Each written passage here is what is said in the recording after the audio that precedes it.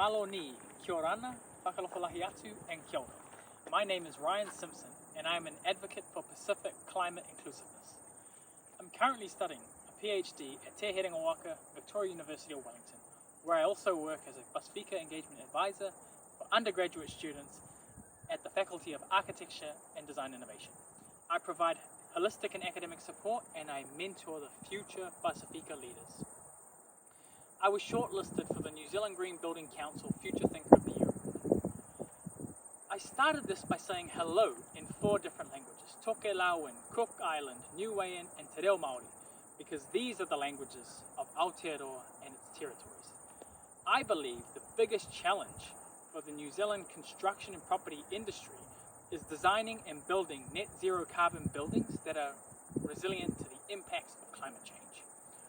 With cross-disciplinary training in architecture, project management, and sustainability, I believe this skill set positively contributes to a sustainable built environment. I'm currently working on the synergies between net zero carbon buildings that are climate resilient in our land and in our international territories.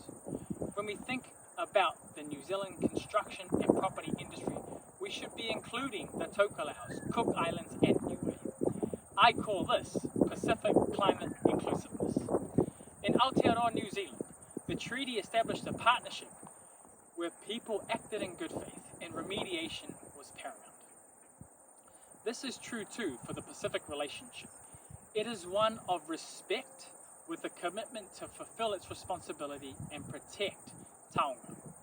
The connection between Māori and Pasifika, New Zealand and the Pacific, is notable for its manaakitanga and kaitiakitanga. I have 2 key messages for the New Zealand construction and property industry. Firstly, all building projects in these Pacific territories should be given the same attention as buildings here in New Zealand. And secondly, all completed projects in these territories should be included in the New Zealand construction and property portfolio. I will communicate these messages in practice and in advocacy.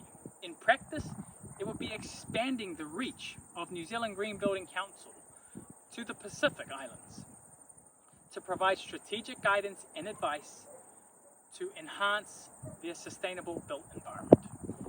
And in terms of advocacy here in New Zealand, it would be through active partnerships that raise awareness and highlight the current issues with stakeholders such as government ministries and the private sector. Youth today want to work on a world that they will inherit. Their drive for climate adaptation and mitigation marks their leadership in change. Students and young professionals should be focusing on the solution and not being stuck in climate change anxiety. I will be speaking about these issues at the Pacific Climate Change Conference in Samoa later this year. This is just one opportunity where we can voice our concerns and influence change. Students and young professionals want to learn about the complexities of working with different disciplines such as construction, environmental, and climate finance. The nexus of these disciplines is a key site for transformative change where Aotearoa, New Zealand can emerge as a global leader for Pacific climate inclusiveness.